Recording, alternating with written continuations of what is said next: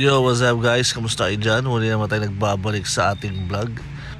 So itong video natin ngayon, gagawa tayo ng kalendaryo guys. Yan. So last year pa to. Ngayon lang natin ma-upload kasi medyo busy tayo itong January. So ito yung nagpagawa sa atin, yan, Aquarium. So regular customer ko na yan. Lagi na yung nagpapagawa dito. So nagpagawa sila guys ng 50 pieces na kalendaryo. So yun, print na natin.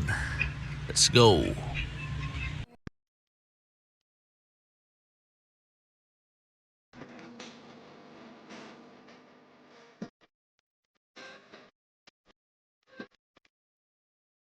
So ito nga pala yung mga iba natin nagawa guys, you know. Mga nagawa natin iba. Yan, marami-rami na rin to, mga nasa 40 na ata, 10 na lang yung kulang. So ito nga pala yung calendar clip, yan. So mano-mano natin siya gagawin guys. Yan siya. Yan, manipis lang yan, kaya natin yupin sa kamay.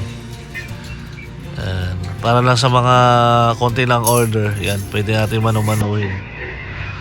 So yun, simulan natin.